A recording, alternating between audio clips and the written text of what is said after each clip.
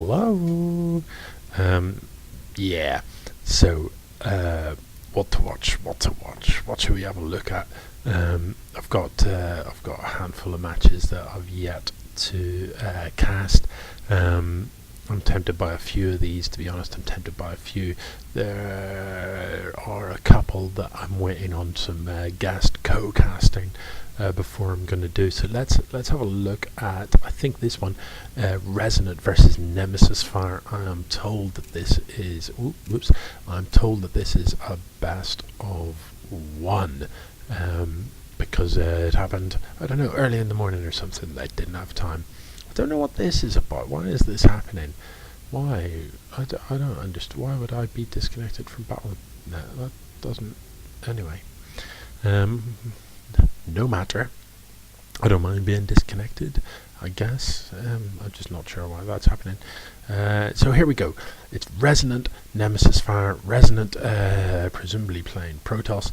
Nemesisfire presumably playing Terran, based entirely on their profile pictures. Let's find out. Here is Resonant in the top of this map. This map being this one, isn't it? Orbital, no? Yeah, Orbital Shipyard. And then down in the bottom here, Nemesisfire, the Terran in the purple trunks, who is going to open up with a supply depot at the ramp to try and block that off. Resonant, meanwhile, not attempting any sort of wall, just building a pylon nice and close to the Nexus here. And that's absolutely fine. If you're a Protoss player, walls are more micro-intensive, fiddlier business. As a Terran, you might as well build a wall. It's kind of no hassle because you can raise and lower these depots. So you've got to build this stuff somewhere. You might as well build it at the top of your ramp. Slows things down, prevents scouting, all good. Protoss without the ability to raise and lower depots. Building a wall is a trickier business. You have to wait until you can get a unit to block it and finish it off. And so Protoss don't tend to do it unless they're playing against a Zerg player. In which case they do, so that they can prevent Lings just running into the base and killing workers for free. So, I quite like this. Pylons nice and close to the Nexus, so that they can be overcharged by the mothership core defensively. I also like to see pylons near the front of the ramp, again for the exact same reason. So Resonant opening up quite a lot of supply here, just dropping some additional pylons. Has got a forge coming down, but have you got enough money for a side core? You don't, Resonant.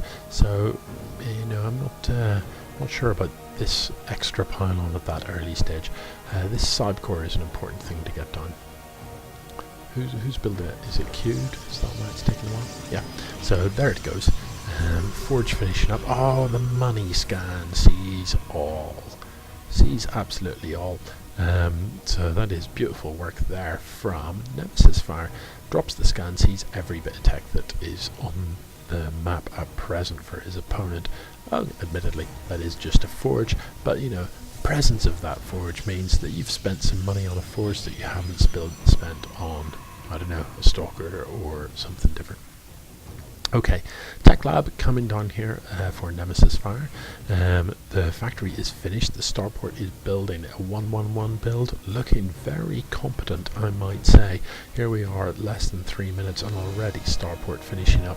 Tech Lab on the factory. Oh yeah, very nice. Flying this away, so presumably he's going to transfer this onto the Tech Lab, and that can only mean one thing. It's got to be Cloak Banshees. Yeah, would like to see the stim upgrade started. Nevertheless, it does take a very long time, so unless you are desperate for the gas, is it Cloak? Yeah. Is it a Banshee? Of course it is.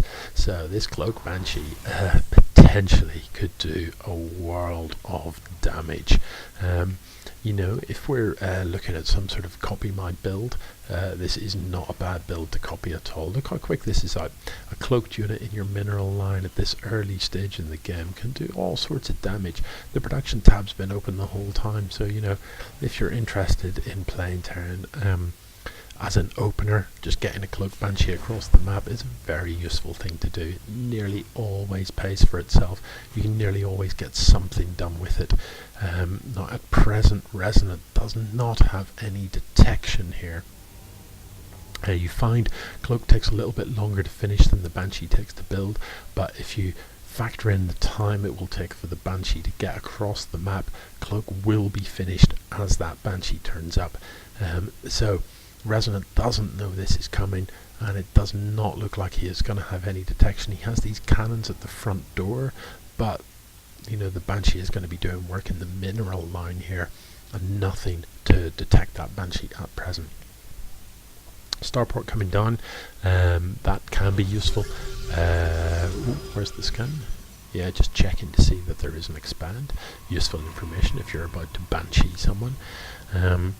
Now, little micro tip: if you are sending in a cloaked banshee, don't bother to cloak it until you need to.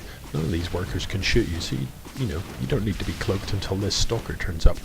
When the stalker turns up, don't bother shooting it. I mean, yes, you can probably get the stalker, but you'll make the bigger difference to the way the game goes by just focusing on workers. You know, this banshee one-shots workers, no, two-shots them. You know, so the time you took to kill that stalker might have been an extra 4 worker kills. That has a bigger impact on the overall, on how this game develops. But you know, take nothing away from Nemesisfire, this is a very, very good tactic indeed. Once these cannons finish up, that will be the harass over in the men. But let's look at the damage done. Look, 12 workers killed, brutal, for nothing in return. Yeah, if he gets down here, look, these workers there's no detection down here either. So these guys need to get out of there. They need to get, you know, into this area in the protection of these photon cannons, which A, shoot up, and B, are detectors. Now this mothership core can help out. Do bear in mind, a banshee can't shoot up, so get the mothership core over there, overcharge these pylons, and it will see off this banshee that's out of energy. We have got an oracle in production. My Nemesisfire is ready for an oracle. He has got a turret in his mineral line there, or just behind it. So shouldn't suffer too much.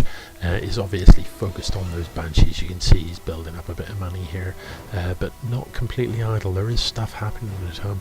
Nemesisfire looking very, very good indeed. So what happened here? Mothership core did overcharge a pylon. Did anything get a kill? No. But both banshees must have went down. I don't know what got the kill though. Did you? Oh yeah, stalker got one. Who knows? Anyway, that is the end of the banshees. But you know, that's ridiculous. That's a game-ending amount of damage. I wouldn't always expect to win the game with a cloak banshee.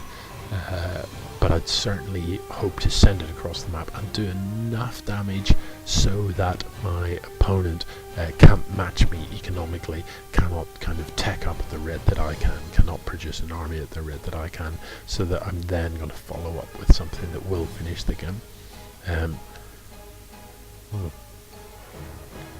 I don't know, things look bad. Things look bad for Resonant at this stage. This mothership core is at home, has got an overcharge available, and so can actually see this off if he can. Oh, if he spots it coming, and he does spot it coming, but he isn't reacting to it. Dude, it's here. You know, these 4 Marines. Yeah, this Stalker mothership core combo will take them out. The overcharge is good. No, they're just going to sit out of range, but look, the Oracle can kill these Marines. It can kill them, and Oracle will take the 4 Marines. The Mothership Core and the Oracle combo will take out this tank handily enough. Look! Don't die to this, Resonant! I mean, by all means, die to the fact that you lost 35 workers in the first couple of minutes, but don't die to this. No! Nemesisfire piling on the pressure. These two oracles presumably off to the other side of the map to see what they can get done, but really they need to stay at home and kill this. Oracles fly through marines, they eat them for breakfast. The critical number, this critical sort of ratio, marine to oracle ratio, I think is 6 marines will handily take out an oracle. 2 oracles, it's bad times. Mothership core is over here. So I believe this is the end. What can these oracles get done? They might very well kill a lot of workers here, but it just won't matter, because there is now just way too many marines for the oracles to take on. The marines with +1 attack, I might add, and I believe this turret has probably seen off, yeah, both oracles. So that's it, GG, Nemesisfire, looking very robust indeed. Look at this production tab, not letting up, not lifting his foot off the throttle. It's all over. Was there a GG? I'm not sure. I didn't see it. There wasn't. Salty. Yeah, man. Well, I'll set GG. Nemesisfire looking there like somebody that is going to be very hard to beat in this tournament. Yeah, that's a solid build. Nice early cloaked Banshee. Good play. Very good play indeed. Resonant, by no means playing badly, but just not having the detection to deal with that. I guess you could argue that a lack of scouting allowed that to happen, but do bear in mind Nemesisfire had walled off pretty early, so it would have been very hard to be sure that that was coming. Although a lot of Protosses will just throw it on a forge and a cannon, just assuming that something's going to come and hit them, whether that be a drop or a Widowmine drop is pretty common as well, so you need that detection, or a Cloak Banshee or whatever. But a good game. So I'm going to try and what time is it? Any ideas? No, doesn't say the time on this screen, does it? I'm going to try and squeeze in one more cast before I stop. GG.